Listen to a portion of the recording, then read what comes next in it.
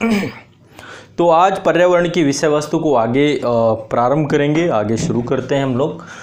पर्यावरण में आज कुछ टॉपिक जोड़ करके भी मुझे पढ़ाने हैं। मैं आप लोगों को यूनाइटेड नेशन के तत्वाधान पे हो रहे पर्यावरण से जुड़े सम्मेलन पढ़ा रहा था। पर्यावरण से जुड़े सम्मेलन पढ़ा रहा था।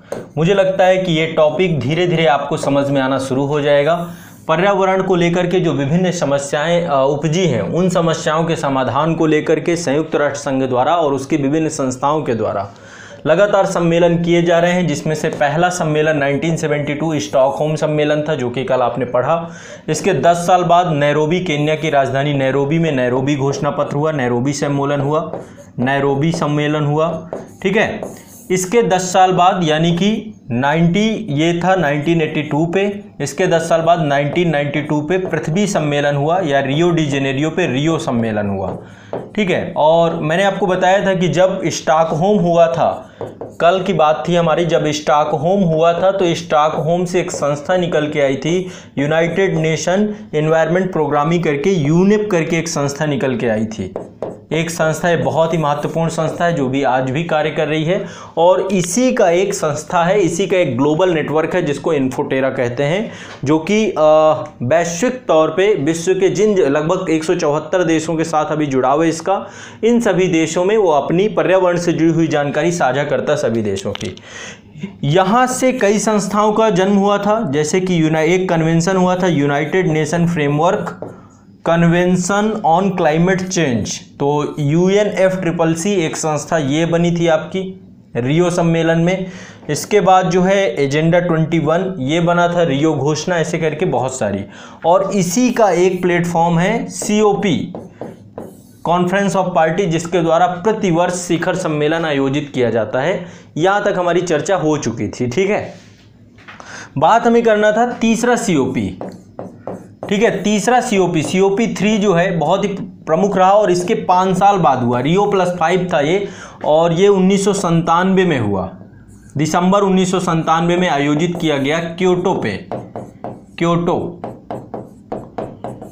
क्योटो पे ये पूरा का पूरा सम्मेलन हुआ, और यहाँ से पर्यावरण को क्षति पहुँचाने वाले एक शब्द, एक टर्म्स है जिसको बोलते हैं ग्लोबल वार्मिंग, वैश्विक तापन।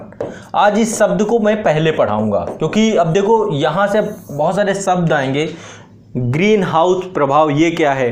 ग्रीन हाउस प्रभाव ऐसे आमतौर पे आप जानते होंगे, है ना, लेकिन फिर भी मेरा प्रयास है कि मैं इसे पढ़ाऊंगा। वैश्विक तापन, ग्लोबल वार्मिंग, ये शब्द बहुत सुना हुआ शब्द है और इसको बहुत आसान भाषा में समझाने का प्रयास करूंगा। अब देखो, जितने भी प्रयास किए जाएंगे, ये आपका क्योटो के माध्यम से यही प्रयास किया गया कि जो वैश्विक तापन की दर है, ठीक है, पिछले 100 वर्षों में, ठीक है, कुछ हुआ है। अब वो क्या घटना है उसको मैं समझाने का प्रयास करूंगा। पृथ्वी का स्थलमंडल, जलमंडल और वायुमंडल में उसके तापमान में वृद्धि हुई है, और यही है वैश्विक तापन। इसको हम समझेंगे, इसको मैं लिखवाऊंगा भी। और इसी को करने के लिए, इसी को कम करने के लिए, तो पहले एक बार इसको समझेंगे। ग्रीन हाउस गैसेस कौन कौन सी हैं जिनको कम करना है? ग्रीन हाउस गैसेस कौन कौन सी हैं? ठीक है, ये क्या है और किस कारण से पूरा का पूरा ग्लोबल वार्मिंग की समस्या का जन्म हुआ, और इसके दुष्परिणाम क्या क्या हैं? किस तरीके से ओजोन परत का क्षरण हुआ? ओजोन परत, ये जो हमें परावैंगनी विकिरण से हमारे लिए एक सुरक्षा कवच है, किस तरीके से एक प्रोटेक्शन का काम इसने किया। ठीक है, इसके अलावा ओजोन परत के क्षरण के बाद जो है दूसरा जो पॉइंट है वो है ग्लेशियर्स का पिघलना, हिम नदों का पिघलना। तो इसका क्या दुष्परिणाम होगा? ये भी ग्लोबल वार्मिंग का परिणाम है। इसके अलावा जैव विविधता का ह्रास भी हो रहा है, विभिन्न प्रकार की प्रजातियां विलुप्त हो जाएंगी यदि तापमान बढ़ जाएगा।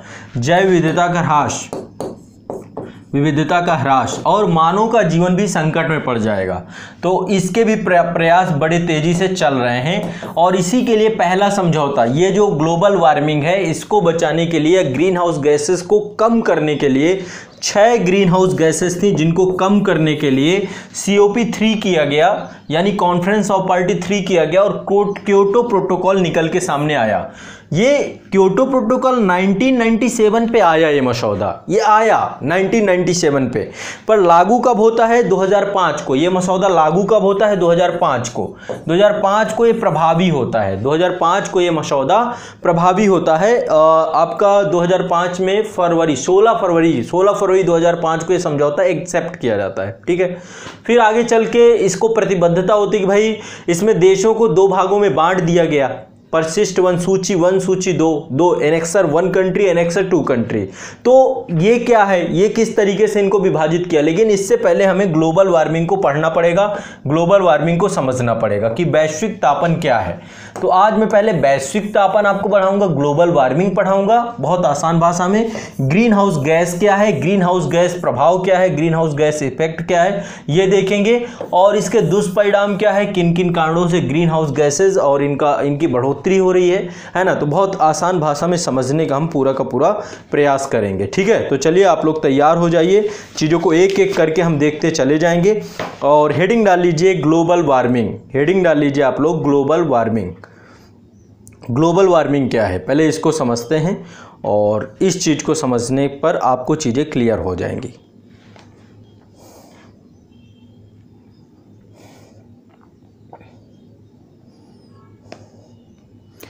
ग्लोबल वार्मिंग,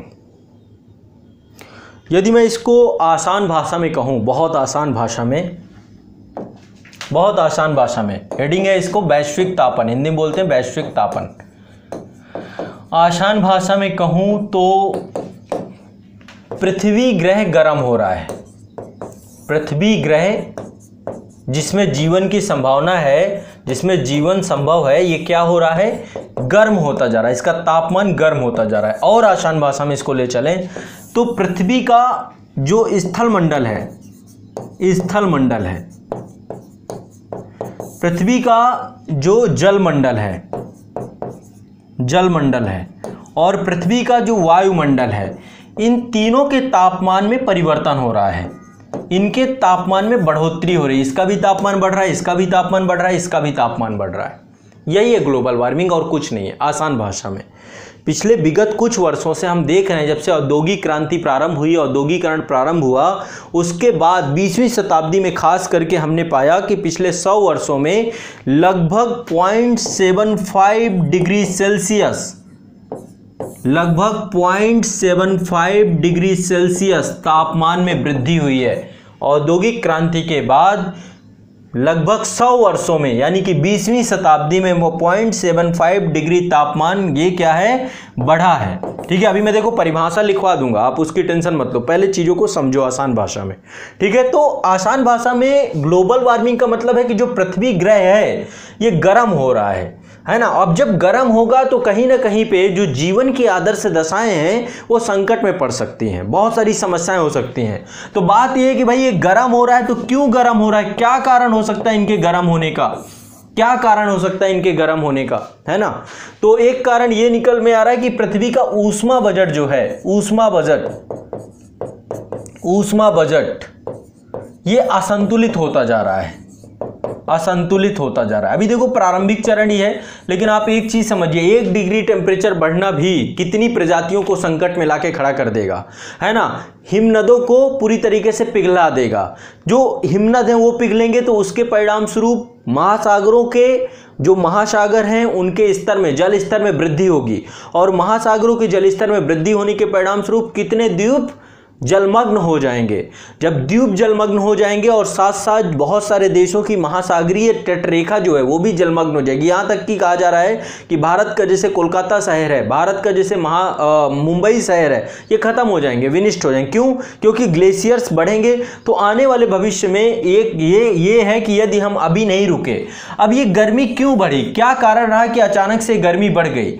ऐसा माना गया कि औद्योगिक क्रांति के परिणाम स्वरूप विभिन्न देशों ने विकास की होड़ में, औद्योगिक क्रांति जब हुई, औद्योगिक क्रांति के परिणाम स्वरूप विभिन्न देशों ने कारखाना प्रणाली, औद्योगिक क्रांति कुछ नहीं है, घरेलू उत्पादन प्रणाली से कारखाना उत्पादन प्रणाली में शिफ्ट हो गए हम, है ना। बड़ी बड़ी मशीनों का प्रयोग किया जाने लगा, मशीनों का प्रयोग किया गया तो उसके ईंधन के तौर पे कार्बन डाइऑक्साइड का व्यापक तौर पे उत्सर्जन किया गया, मीथेन का व्यापक तौर पे उत्सर्जन किया गया। कार्बन फ्लोरो ऑक्साइड, इसका भी CFC का व्यापक स्तर पर उत्सर्जन किया गया। तो ऐसे स्थिति पर क्या हो गया, यही ग्रीन हाउस गैसेस है। मैं आपको थोड़ा सा एक चीज समझाता हूं। जो ठंडे इलाके होते हैं, ठंडे इलाके, ठीक है, अब देखो आमतौर पे होता क्या है, पृथ्वी आपकी 23.5 डिग्री टिल्टेड है, अपने अक्ष पर 23.5 डिग्री झुकी हुई है, समझने का प्रयास करिएगा, ठीक है। सूर्य के साथ स्थिति यही होती है, चूंकि पृथ्वी क्या है, परिक्रमण कर रही है, परिक्रमण के साथ साथ घूर्णन गति भी करती है और परिक्रमण भी करती है, सूर्य के चारों तरफ घूमती है। तो ऐसी स्थिति पे दो परिस्थितियां बनती हैं। पहली परिस्थिति बनती है सूर्य उत्तरायण होता है या सूर्य दक्षिणायन होता है, या तो नीचे जाता है या तो ऊपर। तो 23.5 डिग्री उत्तरी गोलार्ध और 30.5 डिग्री दक्षिणी अक्षांश के बीच में सूर्य आवागमन करता रहता है ना। कभी कर्क रेखा पे लंबवत चमकता है और कभी मकर रेखा पे लंबवत चमकता है, देखते रहते हैं आप ये। तो जब कभी ये स्थिति आती है, तो जब कभी कर्क रेखा पे लंबवत चमकता है यानी उत्तरायण होता है, तो यहाँ पे तापमान बढ़ जाता है और यहाँ पे ऊष्मा ज़्यादा, उत्तरी गोलार्ध को ज़्यादा ऊष्मा प्राप्त होती है। उत्तरी गोलार्ध में जितने भी देश हैं इनको भी ऊष्मा पर्याप्त प्राप्त होती है। यही स्थिति जब कभी दक्षिणायन होता है तो फिर दक्षिणी गोलार्ध को ज़्यादा ऊष्मा प्राप्त होती है और यहाँ पर।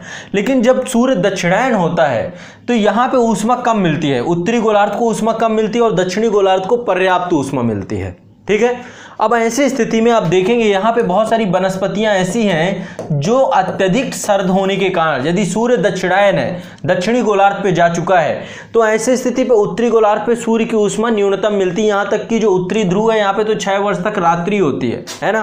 तो ऐसी स्थिति पे जो ये देश है, बहुत सारे देश हैं, जैसे कनाडा है, नॉर्वेजियन, जो अब यूरोप के आपके जितने भी कंट्री है, नॉर्वे है, स्वीडन है, फिनलैंड है, डेनमार्क है, या फिर अन्य जितने यूरोपीय देश हैं जहाँ पर जो जिनका अक्षांशीय विस्तार सर्वाधिक है, रशिया है।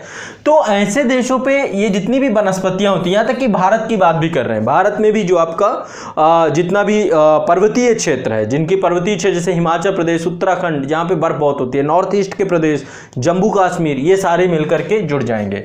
तो जहाँ पे यहाँ पे क्या होता है, वनस्पति के साथ दिक्कत ये है कि जब अत्यधिक सर्द होती है, अत्यधिक ठंड होती है, अत्यधिक ठंड होती है, तो उस वनस्पति को, वो वनस्पति संकट में आ जाती है ना, क्योंकि उसको एक प्रॉपर टेम्परेचर चाहिए और वो टेम्परेचर नहीं मिलता है क्योंकि सूर्य दक्षिणायन है, ठीक।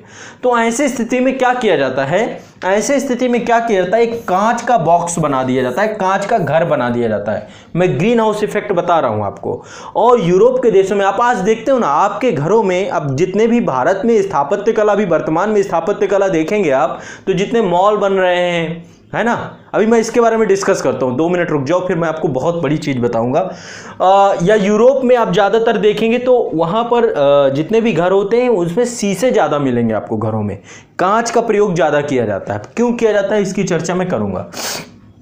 तो आमतौर पे क्या किया जाता है, ग्रीन हाउस इफेक्ट समझाना चाहता हूं मैं आपको, आसान भाषा में ग्रीन हाउस इफेक्ट समझाना चाहता हूं।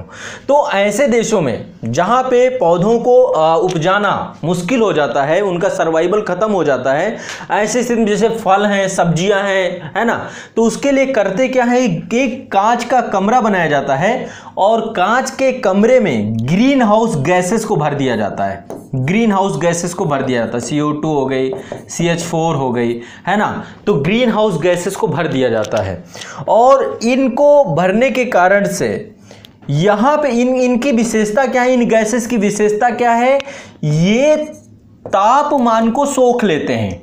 तापमान को क्या करते हैं, सोख लेते हैं, तापमान को सोख लेते हैं, ऊष्मा को सोख लेते हैं, उसको ट्रैप कर लेते हैं, उसे बंद कर लेते हैं, उसे रोक लेते हैं, ये इनकी विशेषता होती है। तो आमतौर पे ये जैसे ग्रीन हाउस इफेक्ट है, कांच के घर के अंदर जितने भी पौधे होते हैं, जितने भी पौधे होते हैं, उन्हें जो टेम्परेचर चाहिए होता है, तो एक बार सूर्य का प्रकाश जब इन पे प्रवेश कर जाता है, उसके बाद सूर्य के प्रकाश को ये गैसेस ट्रैप करके रख देती हैं, इसे वापस विकिरण नहीं होने देती, इसे पुनः वापस ब्रह्मांड में नहीं जाने देती हैं, है ना, इसका फिर से विकिरण नहीं हो पाता है, जिस कारण से इनको आवश्यक क्या मिलता रहता है, इनको आवश्यक जो तापमान है उसकी प्राप्ति होती रहती है और इनका सर्वाइवल हमेशा बना रहता है। तो जो ठंडे इलाके हैं वहाँ पर सब्जियों के उत्पादन को लेकर के, फलों के उत्पादन को लेकर के, या फिर विभिन्न वृक्षों, फूलों के उत्पादन को लेकर के ग्रीन हाउस इफेक्ट का प्रयोग किया जाता है, ग्रीन हाउस गैसेस का प्रयोग किया जाता है, जो सूर्य के प्रकाश को रोक करके रखती है और वहां पे वनस्पतियों को जिंदा रखती है। समझ रहे हैं बात को? ग्रीन हाउस इफेक्ट समझ में आया? कुछ नहीं है, बहुत आसान है। कुछ ग्रीन हाउस गैसेज हैं जिन ग्रीन हाउस गैसेज के द्वारा सूर्य के प्रकाश को ट्रैप कर दिया जाता है ना, उसको रोक लिया जाता है, उसको वापस विकिरण में नहीं जाने दिया जाता। आमतौर पे देखो होता क्या है, आमतौर पे सूर्य है, ठीक है, सूर्य है, सन है और ये पृथ्वी है। तो आमतौर पे सूर्य का प्रकाश दीर्घ तरंगों के तौर पे, माफ करिएगा लघु तरंगों के तौर पे, सूर्य का प्रकाश लघु तरंगों के तौर पे, लघु तरंगों के तौर पे पृथ्वी पर आता है। पृथ्वी के द्वारा, इस पृथ्वी के धरातल के द्वारा इस पूरे के पूरे प्रकाश को क्या कर लिया जाता है, पृथ्वी इस प्रकाश से, इस ऊष्मा से गर्म हो जाती है, इसका धरातल गर्म हो जाता है। लेकिन आमतौर पे जब सूर्य, जैसे कि घूर्णन गति भी है, घूर्णन के कारण से ऊष्मा बजट, इसी को मैं समझा रहा हूं। पृथ्वी जैसे ही शाम होती है उसके बाद इस पूरे के पूरे तापमान का विकिरण भी कर देती है, इसको वापस फिर वायुमंडल में छोड़ देती है पूरे के पूरे तापमान को, और जितना जरूरी होता है। तो ये हमेशा प्रकरण बनता है, जैसे ही ठंडी होनी चालू होती है फिर सूरज के सामने आ जाती है, 12 घंटे बाद फिर से सूरज के सामने फिर दिन हो जाता है, फिर जैसे ही बहुत ज़्यादा गर्म होने लगती है फिर रात हो जाती है, सूरज के पिछले इलाके में चली जाती है। तो एक ऊष्मा बजट बनता चला जाता है, समझ रहे हैं ना? तो पृथ्वी जितना गर्म होती है उतनी ही वो फिर पूरी की पूरी ऊष्मा को वायुमंडल में छोड़ देती है। तो ऐसे एक ऊष्मा बजट बना रहता है, एक संतुलन बना रहता है, जितना लेती है उतना वापस देती चली जाती है। तो इसी ऊष्मा बजट के कारण से पृथ्वी में न तापमान बढ़ता है और न घटता है, एक संतुलन बना रहता है। लेकिन अब हुआ क्या, ये आमतौर पे अब हमने क्या किया, औद्योगिकरण के परिणाम स्वरूप ग्रीन हाउस गैसेस को वायुमंडल पे छोड़ दिया, ग्रीन हाउस गैसेस को वायुमंडल पे छोड़ दिया, विभिन्न ग्रीन हाउस गैसेस को वायुमंडल पे छोड़ दिया। मैं एक बार ग्रीन हाउस गैसेस जो हैं इनके नाम बताता हूं। 6 ग्रीन हाउस गैसेस हैं जिनको क्योटो प्रोटोकॉल के दौरान जो है बैन किया जाएगा, जिनको उत्सर्जन को कम किया जाएगा। पहला है कार्बन डाइऑक्साइड। कार्बन डाइऑक्साइड का उत्सर्जन तो वैसे आप भी बहुत करते हो, है ना, CO2 पहली है कार्बन डाइऑक्साइड। दूसरी है मीथेन CH4, ठीक है। तीसरी कौन सी है, तीसरी गैस है, वैसे मैंने ये लिखवाई थी 6 की 6 गैसें। तीसरी है नाइट्रस ऑक्साइड, ठीक है, nitrous oxide NO2, nitrous oxide. चौथे नंबर पे आपकी चौथी गैस है, इसका नाम है sulphur hexafluoride, sulphur hexafluoride SF6। इसके बाद 5वें नंबर पे है आपकी इस गैस का नाम है, इसका नाम है परफ्लोरोकार्बन, परफ्लोरोकार्बन, परफ्लोरोकार्बन। और 6वें नंबर पे आपकी जो गैस है इसका नाम है, ये है हाइड्रोफ्लोरोकार्बन, हाइड्रोफ्लोरोकार्बन। ये 6 गैसेस हैं। इसके अलावा और भी है जलवाष्प, जलवाष्प भी ऊष्मा को ट्रैप कर लेता है, जलवाष्प, जलवाष्प, ठीक है। और भी हैं गैसेस, बहुत हैं, बहुत सारी हैलेंस गैसें हैं जो भी इसको ट्रैप करके रखती हैं। तो CFC भी है, CFC का कार्बन फ्लोरोकार्बाइड, CFC, ठीक है। तो ये सब क्या है, ग्रीन हाउस गैसेज हैं, ग्रीन हाउस गैसेज हैं, ग्रीन हाउस गैसेज हैं, ठीक है। तो अब इनको हम लगातार क्या कर रहे हैं, औद्योगिक क्रांति के परिणाम स्वरूप लगातार इन गैसेस को हम लगातार वायुमंडल पे छोड़ते चले जा रहे हैं, है ना। इनकी एक निश्चित मात्रा हो तो ठीक है, लेकिन अब इनको हम लगातार वायुमंडल पे उत्सर्जित करते चले जा रहे हैं। विकास की होड़ पे लगातार इन गैसेस को वायुमंडल पे छोड़ते जा रहे हैं, जिससे इन गैसेस की सांद्रता बढ़ती जा रही है, इन गैसेस की सांद्रता वायुमंडल पे बढ़ती जा रही है। और ये क्या करती हैं, सूर्य के प्रकाश को पृथ्वी में आने तो देती हैं, लेकिन पूरे के पूरे प्रकाश को सोखना चालू करते हैं, उनको ट्रैप कर देती हैं, वापस वायुमंडल में नहीं जाने देती हैं। जिसके परिणाम स्वरूप पृथ्वी का वायुमंडल, इसका भी तापमान बढ़ जा रहा है, इसका भी टेम्परेचर बढ़ जा रहा है। पृथ्वी का जलमंडल, इसका भी तापमान बढ़ जा रहा है, पृथ्वी का जलमंडल, इसका भी तापमान, और स्थल मंडल, इसका भी तापमान बढ़ जा रहा है, इसका भी तापमान बढ़ जा रहा है। बहुत आसान है, कुछ नहीं है, बहुत आसानी से आपने चीज़ों को मुझे लगता है समझ लिया होगा। यही है आपका वैश्विक तापन, यही है आपका वैश्विक तापन, यही आपका ग्लोबल वार्मिंग। क्यों ग्लोबल वार्मिंग हो रही है, इसका कारण मुझे लग रहा है, थोड़ा सा एक बार मुझे आप बताएं कि आपको चीज़ें समझ में आ रही हैं या नहीं। कोई मतलब बहुत बड़ी चीज़ नहीं है, बहुत आसानी से, बहुत क्लियरली, छोटे से, ठीक है। अब इसकी परिभाषा में लिखवाऊंगा आप लोगों को वैश्विक तापन की, ताकि आपको चीज़ें क्लियर हो जाएं, ठीक है। लिखिए, लिख लीजिए, हेडिंग डाला था आपने वैश्विक तापन। अब आप लोग लिख लीजिए, इस पे लिखिए, इस पे आसान शब्दों में ग्लोबल वार्मिंग का अर्थ है, आसान शब्दों में ग्लोबल वार्मिंग का अर्थ है पृथ्वी के तापमान में वृद्धि, पृथ्वी के तापमान में वृद्धि। आसान शब्दों में ग्लोबल वार्मिंग का अर्थ है पृथ्वी के तापमान में वृद्धि और इसके कारण मौसम में होने वाले परिवर्तन, और इसके कारण मौसम में होने वाले परिवर्तन, और इसके कारण मौसम में होने वाले परिवर्तन, और इसके कारण मौसम में होने वाले परिवर्तन, और इसके कारण मौसम में होने वाले परिवर्तन। पिछले 100 वर्षों में दुनिया भर में, पिछले 100 वर्षों में दुनिया भर में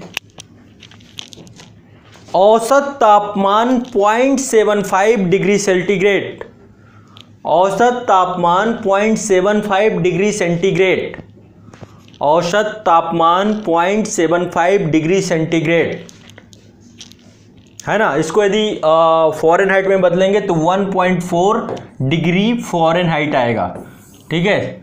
0.75 डिग्री सेंटीग्रेड बढ़ गया है, बढ़ गया है, बढ़ गया है। इस वृद्धि का 2/3 हिस्सा, इस वृद्धि का 2/3 हिस्सा, इस वृद्धि का सबसे ज्यादा कब बढ़ा है? 1975 के दशक के बाद और तेजी से बढ़ा है ना। औद्योगिकरण, क्योंकि बहुत सारे देश स्वतंत्र हो चुके थे, है ना। 1950 तक में विश्व के बहुत सारे देश स्वतंत्र हो चुके, द्वितीय विश्व युद्ध के बाद, और उसके बाद वो देश भी औद्योगिकरण के होड़ में लग गए। पहले तो विकसित देशों ने किया, 55% से ज़्यादा जो ग्रीन हाउस गैसेस का उत्सर्जन है वो डेवलप्ड कंट्री ने किया, और ये गिने चुने देश हैं। हाथ में देखेंगे तो सिर्फ 37-38 देशों ने मिल करके 55% से ज़्यादा उत्सर्जन किया, बाकी विश्व के अन्य देश हैं। अभी तो चाइना और भारत तो अभी नए देश हैं, नए देश हैं, मतलब अभी तो इन्होंने अपना ग्रोथ चालू किया है, कभी औद्योगिकरण यहाँ हुआ ही नहीं।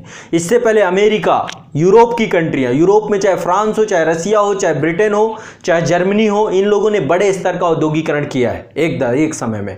तो 1975 के बाद इस वृद्धि का 2/3 1975 के बाद हुई, है ना। सबसे ज़्यादा जो मतलब टेम्परेचर बढ़ा है, सबसे ज़्यादा ग्रीन हाउस गैसेस का या तापमान में वृद्धि हुई है, वो हुई है 1990 के दशक में, मतलब 1981 से लेकर 1990 तक सबसे ज़्यादा हुई है। इसलिए क्योटो प्रोटोकॉल में कहा गया कि 1990 के बाद उस समय का जो टेम्परेचर बढ़ा उसके दायरे से हमें बढ़ना है। इसके बाद तो फिर प्रयास चालू हो जाते हैं पर्यावरण को लेकर के, तो तभी फिर पूरी दुनिया जागी। तभी आपने 1992 में पृथ्वी सम्मेलन, पृथ्वी को बचाने के लिए संयुक्त राष्ट्र के तत्वाधान में रियो सम्मेलन तब सबसे महत्वपूर्ण माना जाता है, क्योंकि उसी में सारी चीज़ें आई। और फिर COP3 आपका Kyoto protocol, green house gases के प्रभाव को कम करने के लिए, ठीक है। तो अभी इसको पूरा कंप्लीट लिख लीजिए।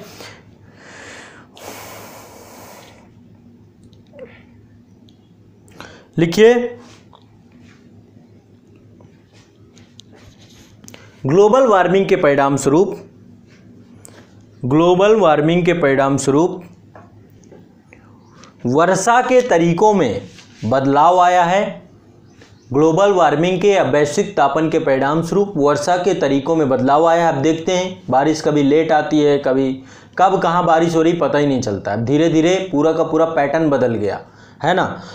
वर्षा के तरीकों में बदलाव आया है। हिमखंडों और ग्लेशियरों के पिघलने की दर बढ़ गई है। हिमखंडों और ग्लेशियरों के बढ़ने की दर बढ़ गई है।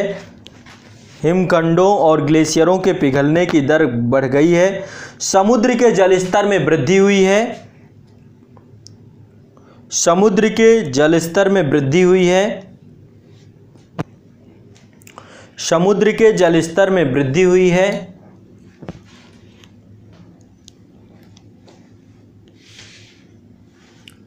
साथ ही वनस्पति तथा जंतु जगत, साथ ही वनस्पति तथा जंतु जगत के जीवन में संकट बढ़ा है, के जीवन में संकट बढ़ा है, के जीवन में संकट बढ़ा है।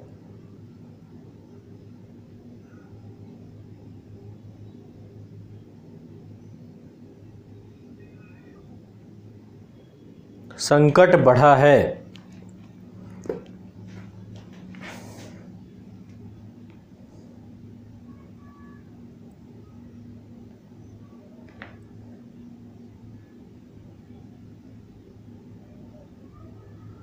इसका प्रमुख कारण, ग्लोबल वार्मिंग का प्रमुख कारण, ग्लोबल वार्मिंग का प्रमुख कारण, ग्लोबल वार्मिंग का प्रमुख कारण, जलवायु परिवर्तन के लिए सबसे अधिक जिम्मेदार, जलवायु परिवर्तन के लिए सबसे अधिक जिम्मेदार ग्रीन हाउस गैस हैं, ग्रीन हाउस गैस हैं, ग्रीन हाउस गैस हैं।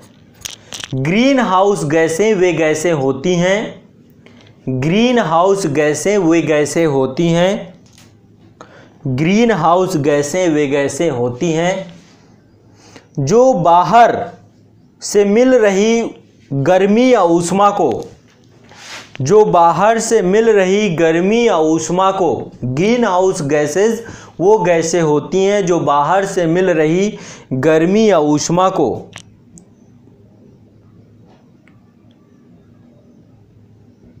गर्मी या ऊष्मा को अपने अंदर सोख लेती हैं, अपने अंदर सोख लेती हैं, अपने अंदर सोख लेती हैं।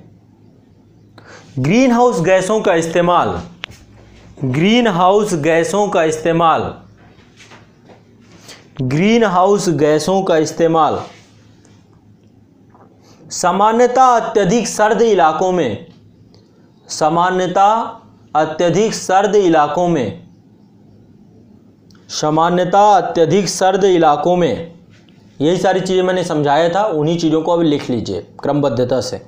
सामान्यतः अत्यधिक सर्द इलाकों में खराब हो जाने के कारण, ये सामान्यतः अत्यधिक सर्द इलाकों में उन पौधों को गर्म रखने के लिए किया जाता है, उन पौधों को गर्म रखने के लिए किया जाता है, उन पौधों को गर्म रखने के लिए किया जाता है, उन पौधों को गर्म रखने के लिए किया जाता है जो अत्यधिक सर्द मौसम में खराब हो जाते हैं, जो अत्यधिक सर्द मौसम में खराब हो जाते हैं, जो अत्यधिक सर्द मौसम में खराब हो जाते हैं, जो अत्यधिक सर्द मौसम में खराब हो जाते हैं।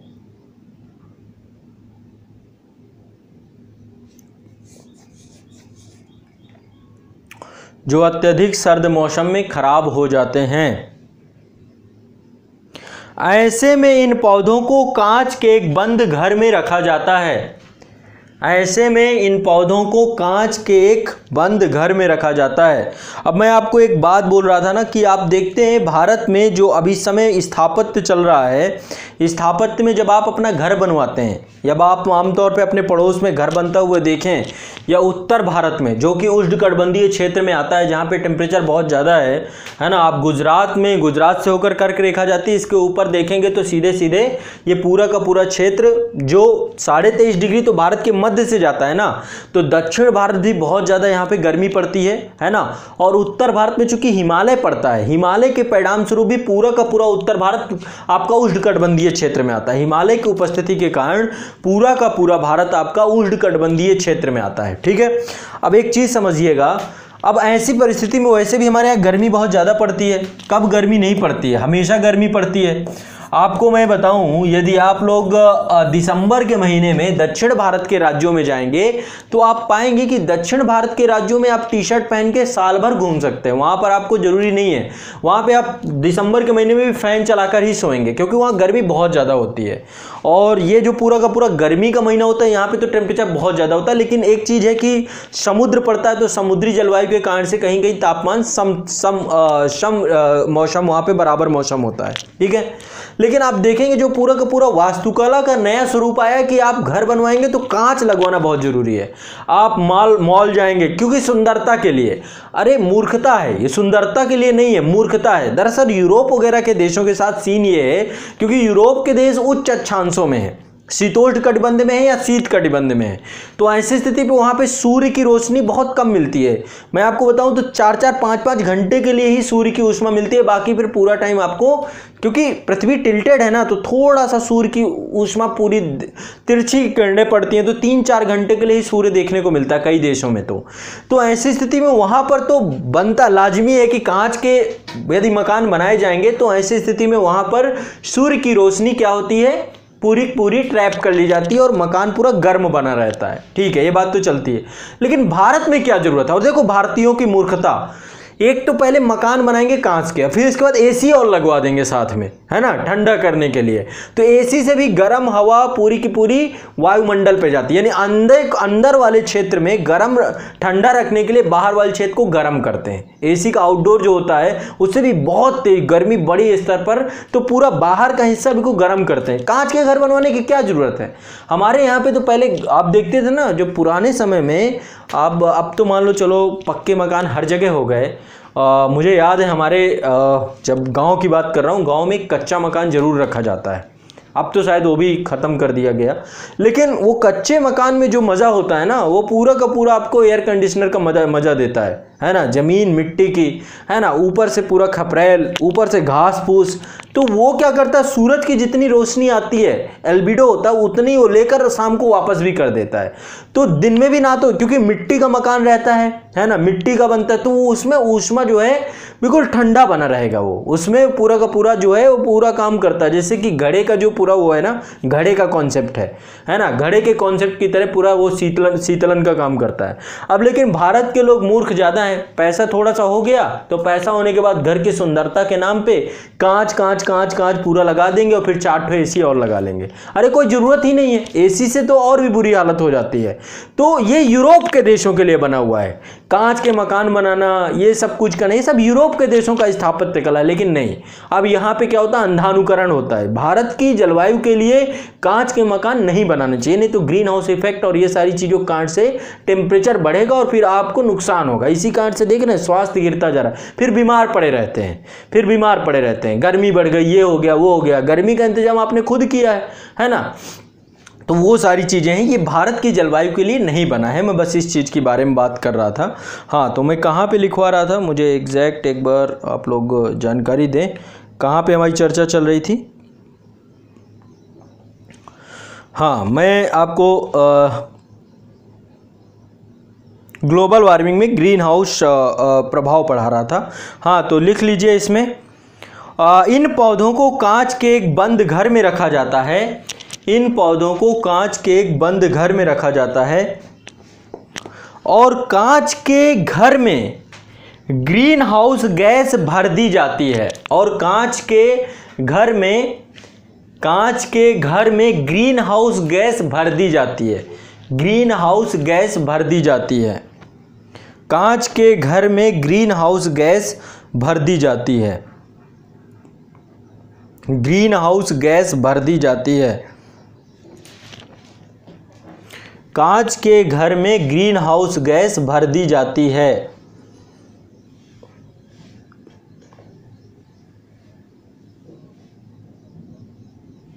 कांच के घर में ग्रीन हाउस गैस भर दी जाती है। यह गैस सूरज से आने वाली किरणों की गर्मी को सोख लेती है। यह गैस सूरज से आने वाली किरणों की गर्मी को सोख लेती है और पौधों को गर्म रखती है, और पौधों को गर्म रखती है, और पौधों को गर्म रखती है। ठीक यही प्रक्रिया पृथ्वी के साथ होती है। ठीक यही प्रक्रिया पृथ्वी के साथ होती है। सूरज से आने वाली किरणों की गर्मी की कुछ मात्रा, ठीक यही प्रक्रिया, मैंने जैसे कि आपको ये पूरा समझा दिया है, ठीक यही प्रक्रिया पृथ्वी के साथ होती है। ठीक यही प्रक्रिया पृथ्वी के साथ होती है। सूरज से आने वाली किरणों की गर्मी की कुछ मात्रा को पृथ्वी द्वारा सोख लिया जाता है। सूरज से आने वाली किरणों की गर्मी की कुछ मात्रा को पृथ्वी द्वारा सोख लिया जाता है। इस प्रक्रिया में हमारे पर्यावरण में फैली ग्रीन हाउस गैसों का महत्वपूर्ण योगदान है। इस प्रक्रिया में हमारे पर्यावरण में फैली ग्रीन हाउस गैसेस का महत्वपूर्ण योगदान है। अगर इन गैसों का अस्तित्व, अगर इन गैसों, देखो ऐसा भी नहीं, ये गैसेस होनी ही नहीं चाहिए, इन गैसों की एक मात्रा होनी चाहिए, ना उससे ज़्यादा ना उससे कम। यदि ये गैसेस नहीं होंगी, ग्रीन हाउस गैसेस नहीं होंगी, तो सूरज के तापमान को तो रोक ही नहीं पाएंगे। ज़्यादा हो जाएंगी तो ज़्यादा रोक लेंगी, यदि इनकी मात्रा बिल्कुल नहीं होगी तो क्या होगा, सूरज का तो पूरा का पूरा जितना भी तापमान है विकिरण पूर्णता हो जाएगा और पृथ्वी का तापमान बहुत गिर जाएगा। तो इनकी अनुपस्थिति भी हमारे जीवन को खतरे में डाल देगी और इनकी अत्यधिक उपस्थिति भी हमारे जीवन को खतरे में डाल देगी। तो ना तो ये ज्यादा होनी चाहिए बहुत ज्यादा, और ना तो ये बहुत कम होनी चाहिए। ये दोनों चीजों को ध्यान में रखना है। इनकी पूर्ण अनुपस्थिति भी हमारे लिए खतरे में है और इनकी ज्यादा उपस्थिति भी हमारे लिए खतरे में है। ठीक है, तो वही चीज है, इसी को संतुलन कहते हैं। अगर इन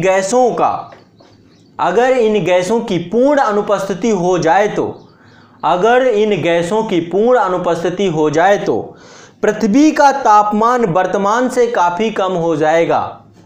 पृथ्वी का तापमान वर्तमान से काफी कम हो जाएगा।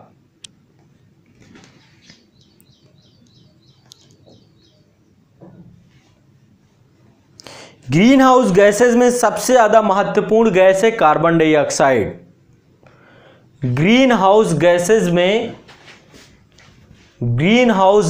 में सबसे ज़्यादा महत्वपूर्ण गैस है कार्बन डाइऑक्साइड, जिसे हम जीवित प्राणी, जो जंतु, जिसमें जीवित प्राणी अपने सांस के साथ उत्सर्जित करते हैं, यानी हम CO2 छोड़ते हैं, जिसे जीवित प्राणी अपने सांस के साथ इसे उत्सर्जित करते हैं। अब देखो, जैसे कि मैं अभी सांस ले रहा हूं तो सांस में ऑक्सीजन गई अंदर, और जब मैं सांस छोड़ता हूं तो CO2 बाहर निकलती है ना। तो यानी ये चक्र पूरा चलता रहता है, ऑक्सीजन का लेना और CO2 को छोड़ना, ऑक्सीजन को लेना और CO2 को छोड़ा। अब वनस्पतियां हैं, वनस्पतियां CO2 को ग्रहण करती हैं और ऑक्सीजन को छोड़ती हैं, वो कार्बन डाइऑक्साइड को सोखती हैं। और तो इसीलिए पेड़ों को भी यदि आप काट देंगे, अभी जैसे वनीकरण हो रहा है ना, बड़ी तेजी से पेड़ों को काटा जा रहा है, तो यदि पेड़ों को काट देंगे तो फिर ऑक्सीजन को सोखेगा कौन, और यदि वो कार्बन डाइऑक्साइड को सोखेगा कौन? कार्बन डाइऑक्साइड को सोखेगा नहीं तो वो भी ग्लोबल वार्मिंग को जन्म देगा। ज्यादा पेड़ कटेंगे तो ग्लोबल वार्मिंग बढ़ेगी, क्यों? कार्बन डाइऑक्साइड की मात्रा बढ़ जाएगी। ज्यादा पेड़ लगेंगे तो पेड़ों के द्वारा कार्बन डाइऑक्साइड को लगातार लिया जाएगा और ऑक्सीजन को छोड़ा जाएगा। इसीलिए कहते हैं वृक्षारोपण करिए, पेड़ लगाइए। ऐसे पेड़ तो पेड़ों को लगाना चाहिए इसी कारण से, क्योंकि पेड़ कार्बन डाइऑक्साइड को लेते हैं और ऑक्सीजन को देते हैं, है ना। और कार्बन डाइऑक्साइड को, इससे जो है कार्बन डाइऑक्साइड का संतुलन बना रहता है। तो यही बात आगे लिख रहे हैं, जिसे जंतु प्राणी अपने सांस के साथ उत्सर्जित करते हैं। पर्यावरण वैज्ञानिकों का कहना है कि विभिन्न कारणों के कारण पिछले कुछ वर्षों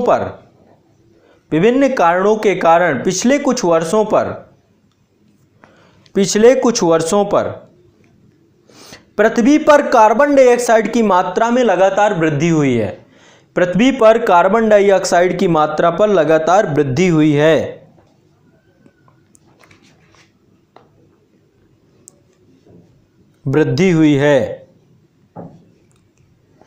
जिसके मुख्य कारण औद्योगीकरण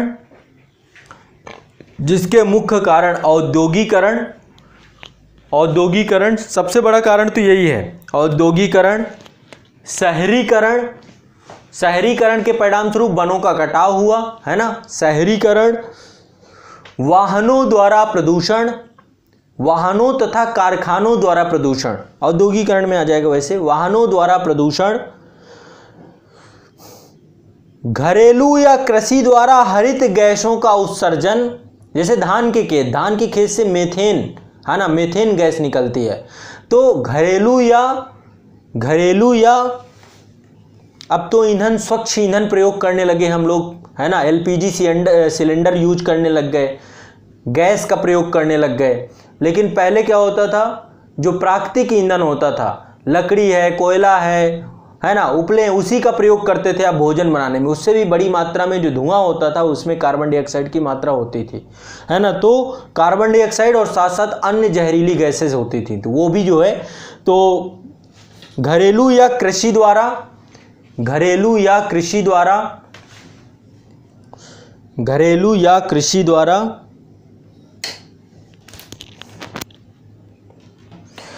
हरित गैसों का उत्सर्जन आदि शामिल है, हरित गैसों आदि का उत्सर्जन आदि शामिल है,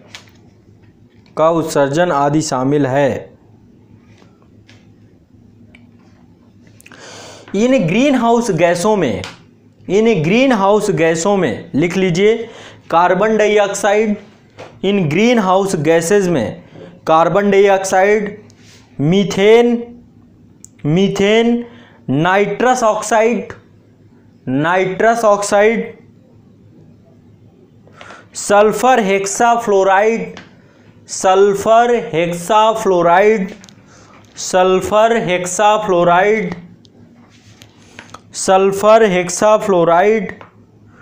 हाइड्रोफ्लोरोकार्बन,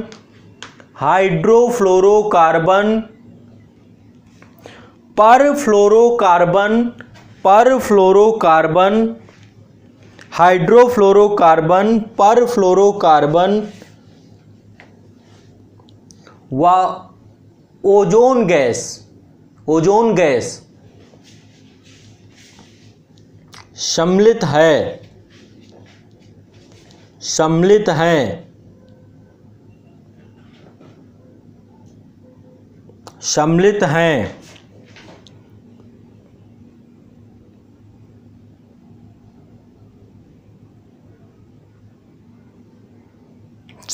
हैं।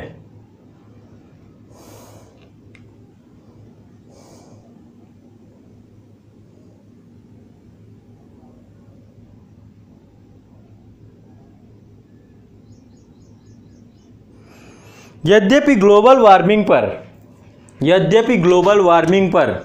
वैज्ञानिकों का शोध कार्य जारी है, यद्यपि ग्लोबल वार्मिंग पर वैज्ञानिकों का शोध कार्य जारी है, शोध कार्य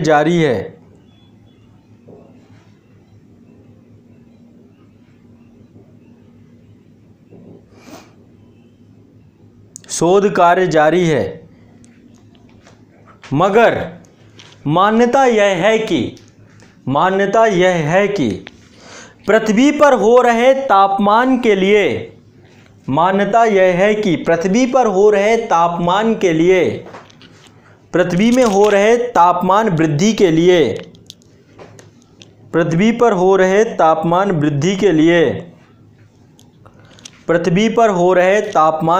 के लिए जिम्मेदार कार्बन उत्सर्जन ही है,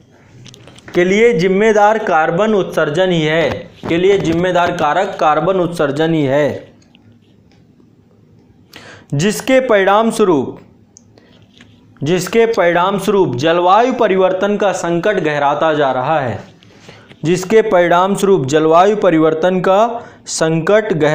रहा है,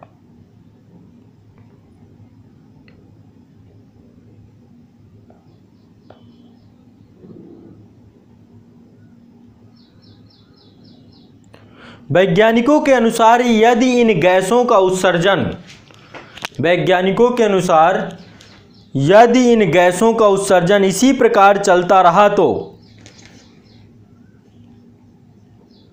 यदि इन गैसों का उत्सर्जन इसी प्रकार चलता रहा तो 21वीं शताब्दी में जो चल रही है, 21वीं शताब्दी में पृथ्वी का तापमान 3 डिग्री से लेकर 8 डिग्री सेंटीग्रेड तक बढ़ सकता है। कई वैज्ञानिकों ने तो यह भी दावा किया है कि 11.5 डिग्री सेंटीग्रेड बढ़ जाएगा। अभी कितना बढ़ा है? ज़्यादा नहीं बढ़ा है, 0.75, मात्र इतना डिग्री सेंटीग्रेड बढ़ा है।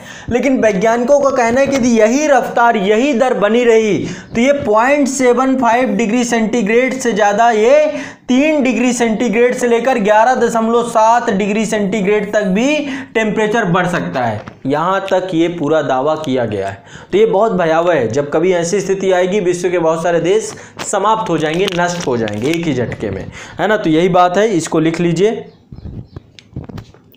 3 डिग्री सेंटीग्रेड से 8 डिग्री सेंटीग्रेड तक बढ़ सकता है। अगर ऐसा हुआ तो इसके परिणाम बहुत घातक होंगे। अगर ऐसा हुआ तो इसके परिणाम बहुत घातक होंगे। अगर ऐसा हुआ तो इसके परिणाम बहुत घातक होंगे। दुनिया के कई हिस्सों में बर्फ बिछी, बर्फ की चादरें, कोई ब्रैकेट में लिख दीजिएगा ग्लेशियर, है ना। मैं आपको एक बार दिखाना चाहता हूं, मैं दिखा देता हूं आपको एक बार। ग्लेशियर, आप पृथ्वी के इन हिस्सों पे जाएं तो आप पाएंगे कि बर्फ की बड़ी बड़ी चादरें हैं। जैसे कि मान लीजिए ये है आपका, ये देखिए, ये आपका एक पूरा का पूरा महाद्वीप है, अटलांटिक महाद्वीप है ये, ठीक है, ठीक है। अब आगे चलते हैं, यहाँ पर जाइए आर्कटिक वृत्त के पास, ये देखिए ग्लेशियर्स हैं ये, है ना। ये ग्रीनलैंड का इलाका है, ग्रीनलैंड है। या फिर आप ये कनाडा वाले हिस्से पे जाएं तो इसका जितना भी ये पूरा हिस्सा है, ये अलास्का, ये ऊपर का जितना भी रीजन है, ये सब हिमाच्छादित है। आर्कटिक जो आपका महासागर है, ये भी पूरी तरीके से बर्फ से ही बर्फीला ही है, ये भी पूरा का पूरा बर्फ का सागर ही है। तो ऐसे बहुत सारे जो पूरे के पूरे बर्फ के चादरें जो बिछी हुई हैं, ये क्या होंगी? पिघलनी चालू हो जाएंगी। और जो इनका जल है ये समुद्र पे जाएगा और समुद्र के जल स्तर को बढ़ा देगा। और ऐसी स्थिति में आप पाएंगे कि जब समुद्र का जल स्तर बढ़ेगा तो ये जो द्वीप हैं, ये जितने द्वीपीय देश हैं, इन द्वीपीय देशों का जलमग्न हो जाना तय है। तो एक बड़ी मानव आबादी ये भी संकट में है, ये बड़ी मानव आबादी संकट में है। तो यदि आप खुद सोचिए 3 से 11 डिग्री सेंटीग्रेड तक तापमान बढ़ेगा तो बर्फ तो पिघलनी लाजमी है।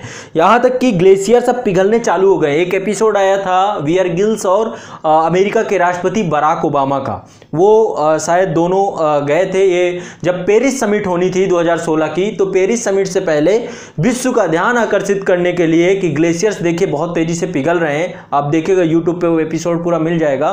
तो बराक ओबामा जी गए थे अलास्का के ग्लेशियर्स में। अलास्का जो कि अमेरिका का ही एक राज्य है जो कनाडा के पास पड़ता है। यहाँ पे ये है अलास्का आपका,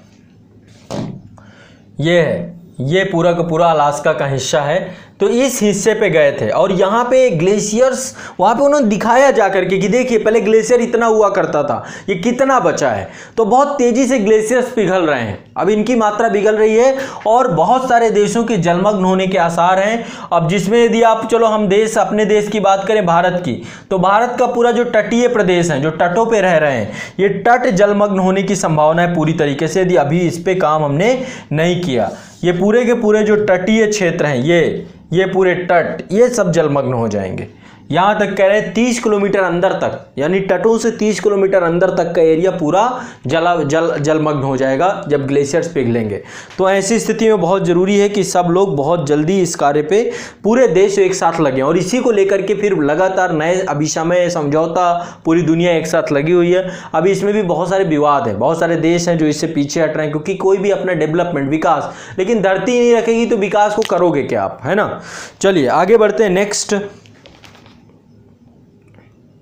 ग्लेशियर्स पिघल जाएंगे, समुद्र का जल स्तर कई फीट तक ऊपर बढ़ जाएगा। समुद्र का जल स्तर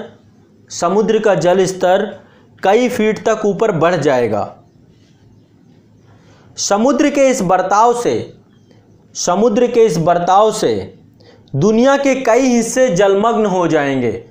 समुद्र के इस बर्ताव से दुनिया के कई हिस्से जलमग्न हो जाएंगे, जिससे भारी तबाही मचेगी, जिससे भारी तबाही मचेगी। यह तबाही किसी विश्व युद्ध से भी ज़्यादा भयावह होगी। यह तबाही किसी विश्व युद्ध से भी ज़्यादा भयावह होगी।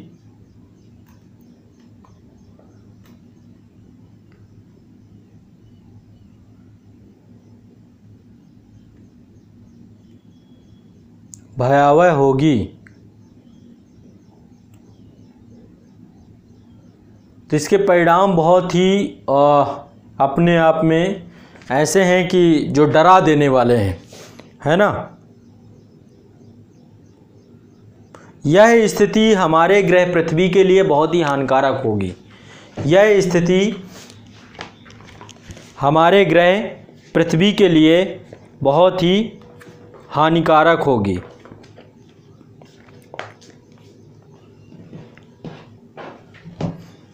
ठीक है, अब देखिए एक चीज़, दो तीन चीज़ें और देखने को मिल रही है। मैं आपको भी दिखाता हूँ। यहाँ पर आप देखेंगे कि ये क्षेत्र जो पहले जो है हिमाच्छादित हुआ करते थे, यहाँ पर बड़े स्तर पर बर्फ़ हुआ करती थी। इन क्षेत्रों से बर्फ़ अब पिघल रही है। ये क्षेत्रों की बात कर रहा हूँ, इन क्षेत्रों की। ये आपका नॉर्वे वाला हिस्सा है, नॉर्वे, स्वीडन, फिनलैंड, ये नॉर्वे कंट्री है आपकी यूरोप की। यहाँ से आप खुद देख सकते हैं, ये गूगल अर्थ से है। अब यहाँ पे भी लगातार हरियाली बढ़ रही है। आप चलो कनाडा चलते हैं। कनाडा में भी अब बर्फ़ बहुत तेज़ी से पिघल रही है।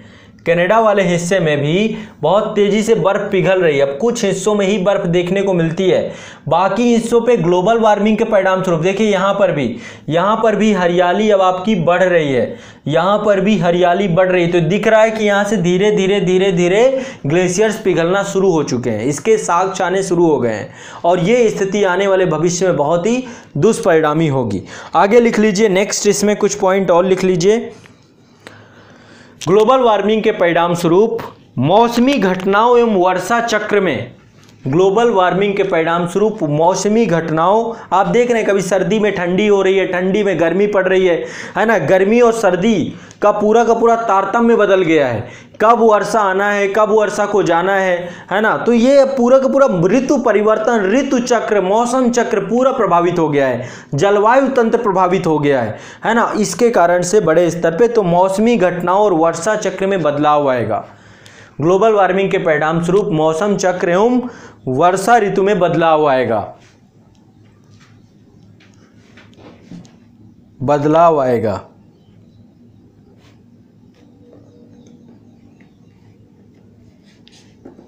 अब देखो, अब यहाँ पे कई कारण हैं। जैसे कि एक कारण है ओजोन परत का क्षरण, इसके परिणाम स्वरूप भी वैश्विक तापन बढ़ रहा है। एक कारण है आपका ओजोन परत, ये भी एक बहुत बड़ा कारण है। ओजोन परत का क्षरण,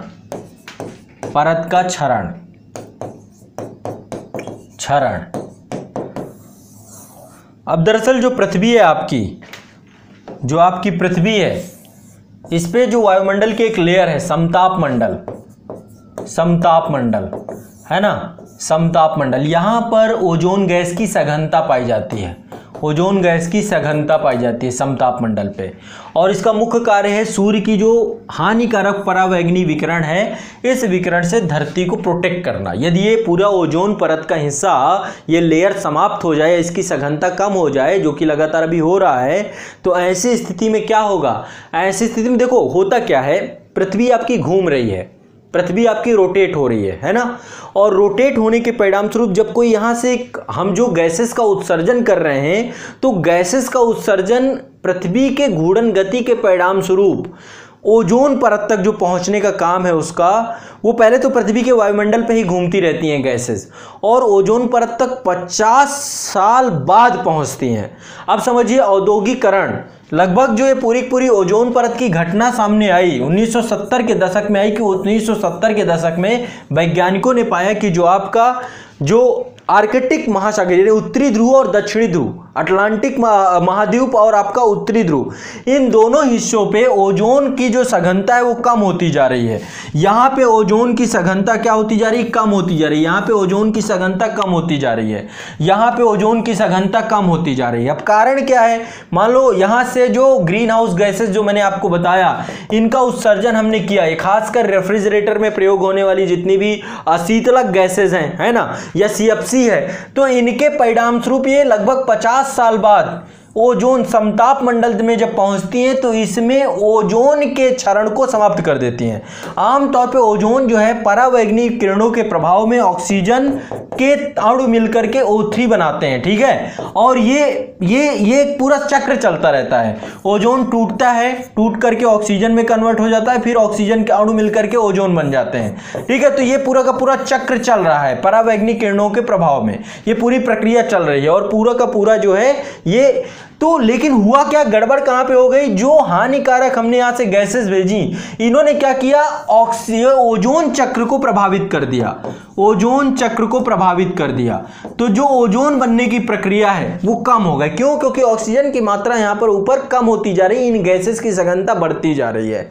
तो ऐसे स्थिति में कंडीशन क्या हो रही? क्योंकि यहां से बहुत सारे हाइड्रोकार्बन्स पहुंच रहे हैं और उसके कारण से वो जल बनकर के ऑक्सीजन की अधिकांश मात्रा जल बन के नीचे आ रही, तो इसके परिणाम स्वरूप यहां पर ओजोन की सघनता निम्नतम होती जा रही है और यही है ओजोन छिद्र।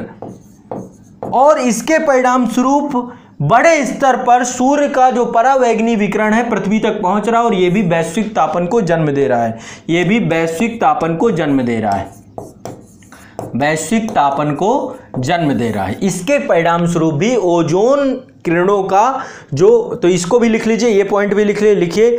समताप मंडल में ओजोन परत की सतह, समताप मंडल में ओजोन परत की सतह 12 किलोमीटर से 35 किलोमीटर के बीच केंद्रित है। समताप मंडल में ओजोन की परत पृथ्वी की सतह से 12 किलोमीटर से 35 किलोमीटर के बीच में केंद्रित होती है, जिसे पृथ्वी की सुरक्षा ढाल या सुरक्षा कवच कहा जाता है, सुरक्षा ढाल या सुरक्षा कवच कहा जाता है। क्योंकि यह परावैंगनी सौर विकिरण को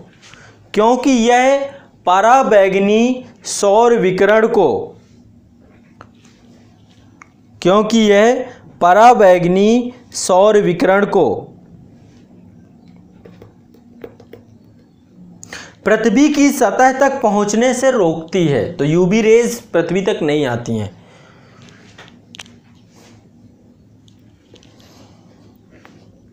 परावैंगनी सौर विकिरण को पृथ्वी की सतह तक पहुंचने से रोकती है। अतः जैव मंडल में जीवन की उपस्थिति में ओजोन परत की सबसे महत्वपूर्ण भूमिका है।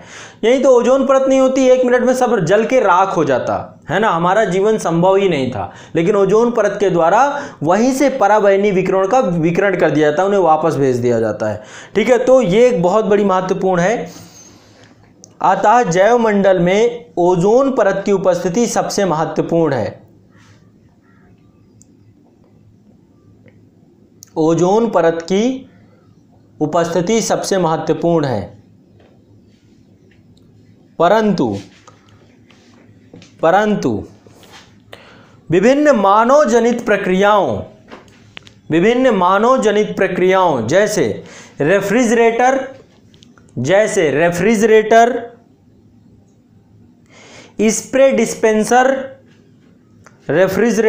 स्प्रे डिस्पेंसर, विभिन्न वातानुकूलित, ये जो एसी लगाए हुए हैं अब तो इसमें शीतलक के तौर पे NH3 का प्रयोग करते हैं, अमोनिया यूज करते हैं, लेकिन पहले जो है अब पहले CFC का प्रयोग किया जाता था।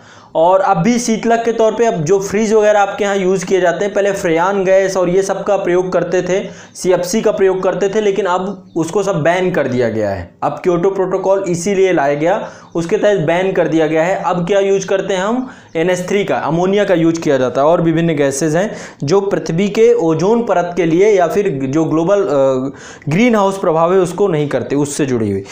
रेफ्रिजरेटर स्प्रे डिस्पेंसर उपकरणों के उपयोग, रेफ्रिजरेटर स्प्रे डिस्पेंसर उपकरणों के उपयोग से वातावरण में हानिकारक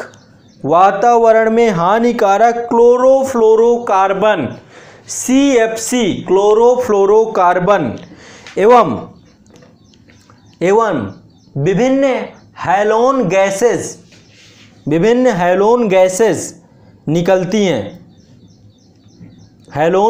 निकलती हैं जो समताप मंडल में पहुंचकर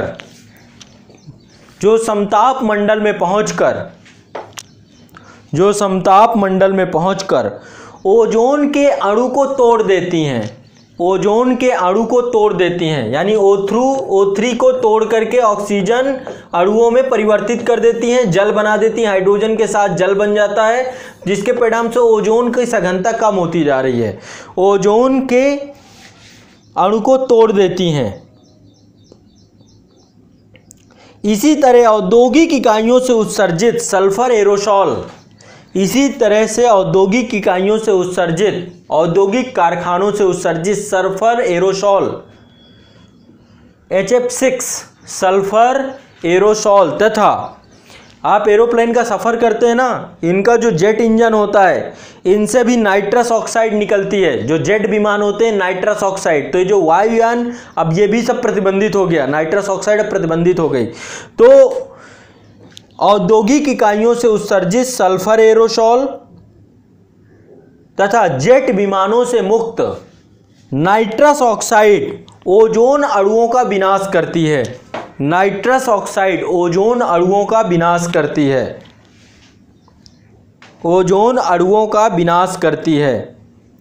अतः विश्व भर में हुई विमान यात्राओं की तीव्र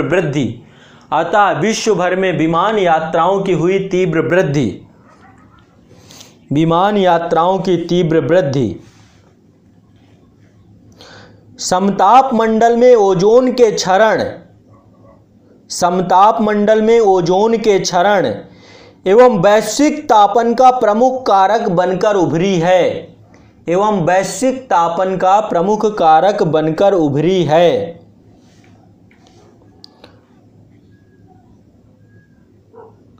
कुछ वर्ष पूर्व अंटार्कटिक महाद्वीप के ऊपर एक बड़ा ओजोन छिद्र देखा गया था। ओजोन छिद्र का मतलब है ओजोन परत में ओजोन की सघनता कम हो जाना, ओजोन विरल हो जाना। अंटार्कटिक महाद्वीप के ऊपर एक बड़ा ओजोन छिद्र देखा गया था, लेकिन इसके लिए मॉन्ट्रियल प्रोटोकॉल 2 हुए थे। एक वियना कन्वेंशन मैंने आपको लिखवाया था 1985 में, और 1987 में मॉन्ट्रियल प्रोटोकॉल सबसे इंपॉर्टेंट।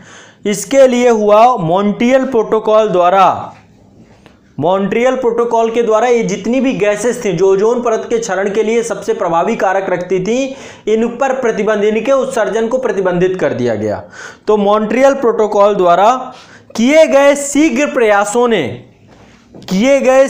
प्रयासों ने बहुत हद तक इस समस्या का समाधान करने में सफलता हासिल की।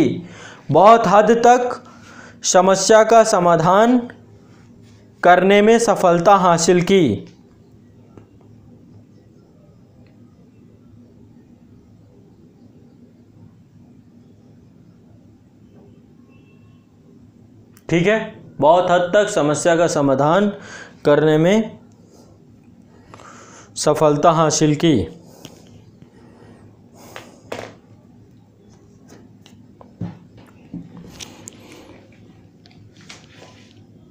नेक्स्ट हेडिंग लिख लीजिए। इसके अतिरिक्त और कुछ लिख लीजिए, 2-4 चीज़ें और हैं। ओजोन क्षरण ओजोन क्षरण विभिन्न प्राकृतिक प्रक्रियाओं के द्वारा भी ओजोन क्षरण विभिन्न प्राकृतिक प्रक्रियाओं के द्वारा भी विभिन्न प्राकृतिक प्रक्रियाओं के द्वारा भी प्रभावित हुआ है, जिसके अंतर्गत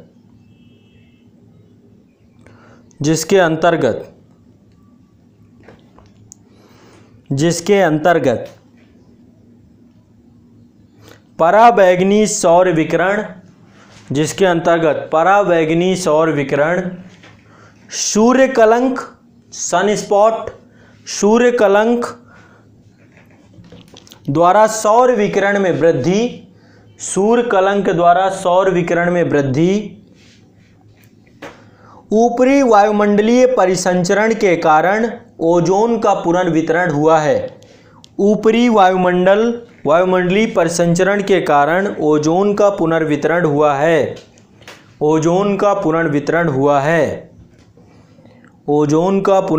हुआ है। नेक्स्ट हेडिंग डालिए ओजोन क्षरण के प्रभाव।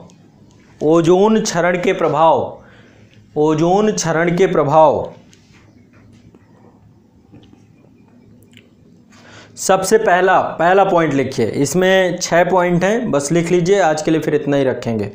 पहला पॉइंट लिख लिए, पराबैंगनी किरणें पृथ्वी के सतह तक पहुंच जाती हैं। पहला कारण ये वैसे मैंने बता दिया लेकिन फिर भी लिख लो, पराबैंगनी किरणें पृथ्वी की सतह तक पहुंच जाती, जिससे वैश्विक तापन की गंभीर समस्या, मतलब कि पृथ्वी बहुत तेजी से गर्म हो जाती, जिससे पराबैंगनी किरणें पृथ्वी की सतह तक पहुंच जाती, जिससे वैश्विक तापन की गंभीर समस्या सामने आती।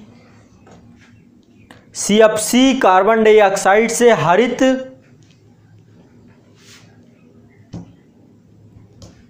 हरित गैस प्रभाव, CFC कार्बन डाइऑक्साइड के हरित गैस प्रभाव को बढ़ा देती,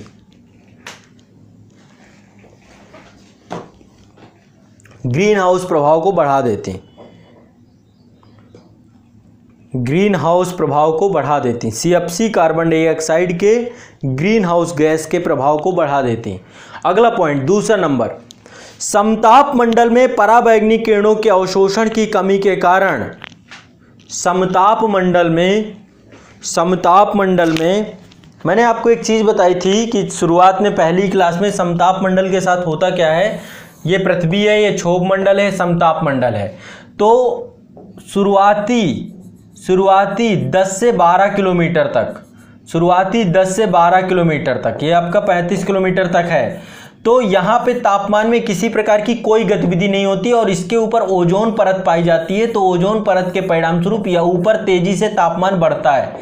तो यदि पराबैंगनी विकिरण का अवशोषण ओजोन के द्वारा नहीं किया जाता तो इस क्षेत्र का तापमान तेजी से कम हो जाएगा। क्या हो जाएगा? अगला क्या है पॉइंट, यदि यहां से पराबैंगनी विकिरण सीधा पृथ्वी पे पहुंच जाएगा तो इस क्षेत्र का तापमान भी कम हो जाएगा, जिससे पर्यावरण संतुलन बिगड़ जाएगा। तो ये पॉइंट भी लिख लीजिए, समताप मंडल में पराबैंगनी किरणों के अवशोषण की कमी के कारण इस मंडल का तापमान कम हो जाएगा। अगला पॉइंट,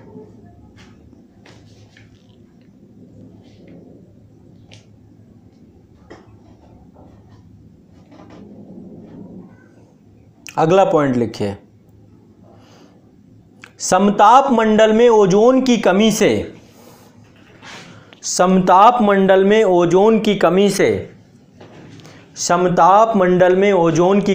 क्षोभ मंडल में हाइड्रोजन पेरोक्साइड की सांद्रता या मात्रा बढ़ जाती है। ओजोन परत की कमी के कारण, समताप मंडल में ओजोन परत की कमी के कारण क्षोभ मंडल में हाइड्रोजन पेरोक्साइड की मात्रा बढ़ जाती है, जो अम्ल वर्षा का कारण बनती है। एसिड रेन जो अम्ल वर्षा का कारण बनती है। हाइड्रोजन पेरोक्साइड जल के साथ अभिक्रिया करके फिर एसिटिक रेन कराता है। नेक्स्ट अगला पॉइंट, ओजोन की कमी से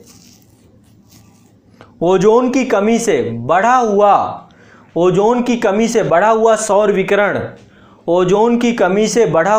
विकिरण रासायनिक प्रक्रियाओं को बढ़ावा देता है।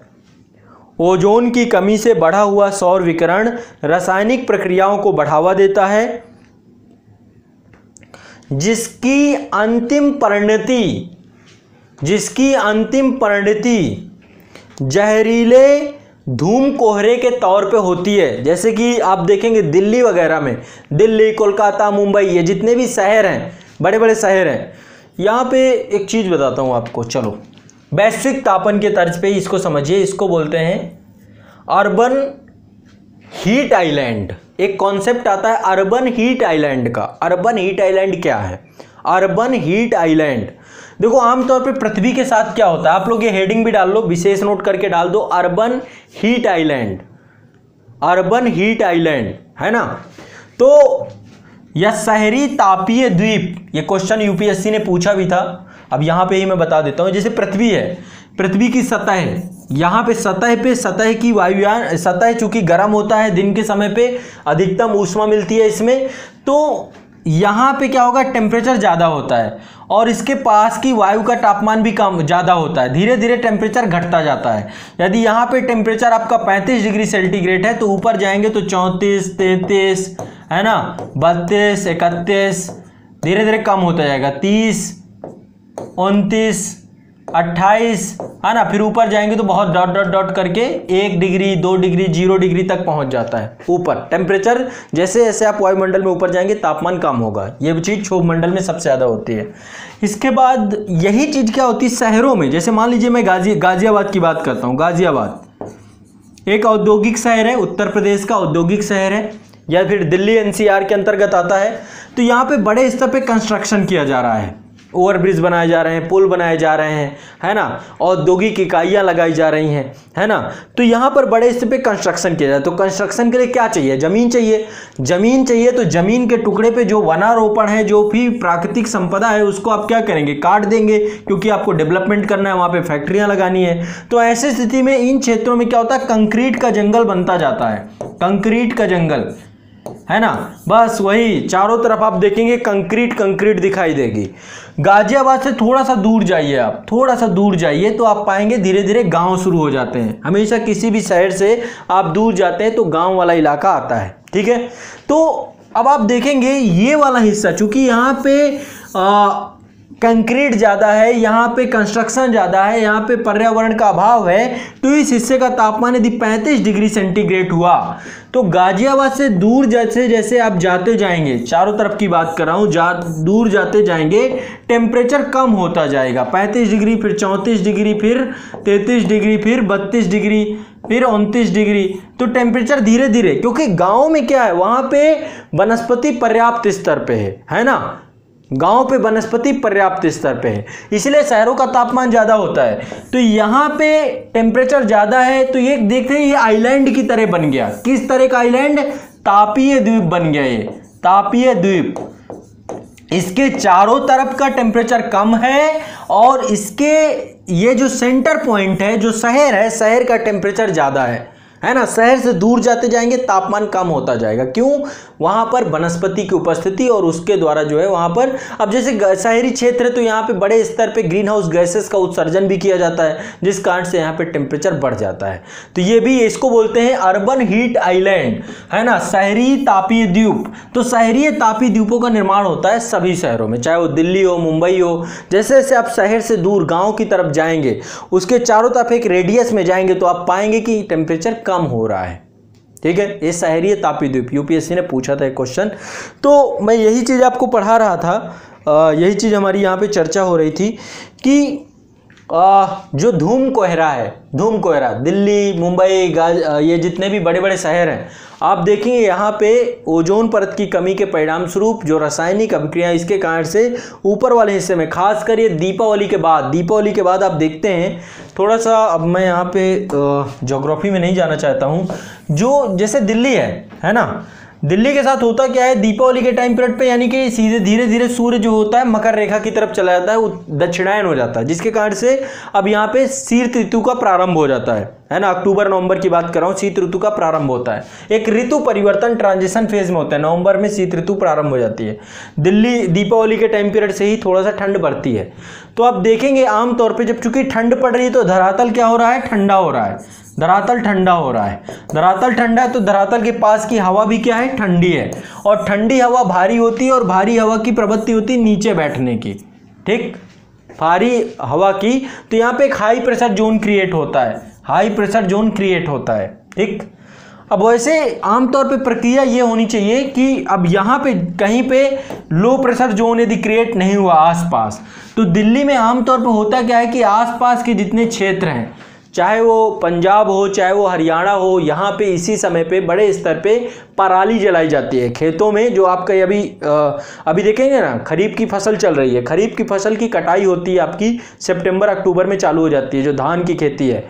और जब ये बड़े स्तर पे होनी चालू होती है, अभी जून के महीने पे आप धान आपका होगा, वही अक्टूबर नवंबर के टाइम पीरियड पे, तो जो धान का अपशिष्ट बचता है जिसको पैरा बोलते हैं, पराली बोलते हैं, उसको जलाते हैं खेतों में बड़े स्तर पे, है ना, क्योंकि फिर अभी रबी की फसल हमें बोनी होती है, तो उसे समाप्त करता है किसान। तो बड़े स्तर पे यहाँ पर क्या होता है, धुएं का गुबार पूरे वायुमंडल में लहराने लगता है, और ये पूरा का पूरा प्रभाव आपको लगभग 1 महीने 2 महीने तक दिल्ली में सांस लेना भी मुश्किल हो जाता है ना। तो यहाँ पर पूरा का पूरा वायुमंडल, इसका कारण यही है, क्यों, क्योंकि यहाँ पे हाई प्रेशर जोन होता है, हवा भारी होती है, तो जो भी होता है आके नीचे बैठता रहता है।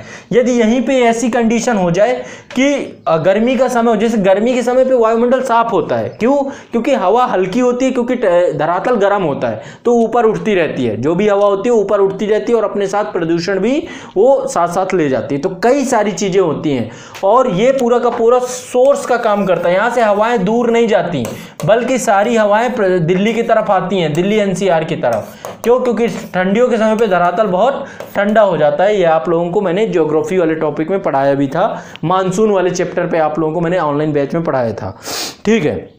चलिए आगे बढ़ते हैं, मैं जो विषय वस्तु पढ़ा रहा था उसे खत्म करता हूँ।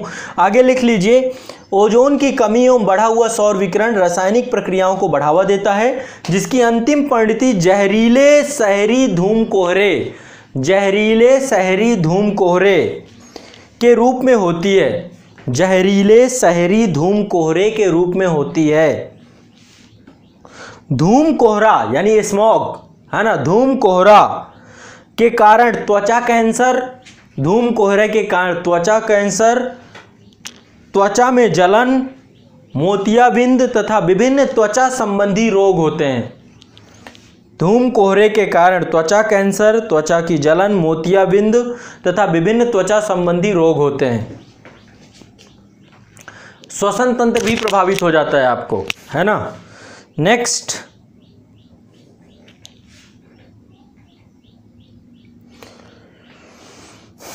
ओजोन क्षरण के परिणाम स्वरूप भूम और समुद्र दोनों स्थान पर पौधों के प्रकाश संश्लेषण चक्र में बदलाव हो जाएगा,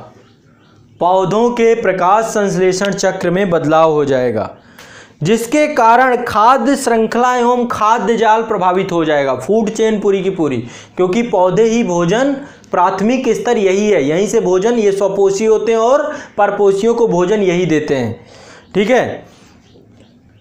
दोनों स्थान पर पौधों के प्रकाश संश्लेषण चक्र में बदलाव होगा, जिसके कारण खाद्य श्रृंखला व खाद्य जाल प्रभावित हो जाएगा।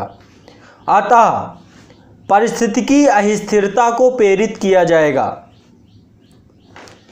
अंततः पारिस्थितिकी अस्थिरता, पूरा का पूरा इकोसिस्टम प्रभावित हो जाएगा इससे। पारिस्थितिकी अस्थिरता को प्रेरित किया जाएगा, इसके अलावा पराबैंगनी विकिरण से भी जीवों को विभिन्न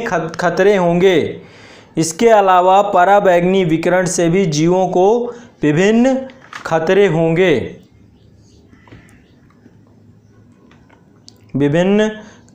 होंगे।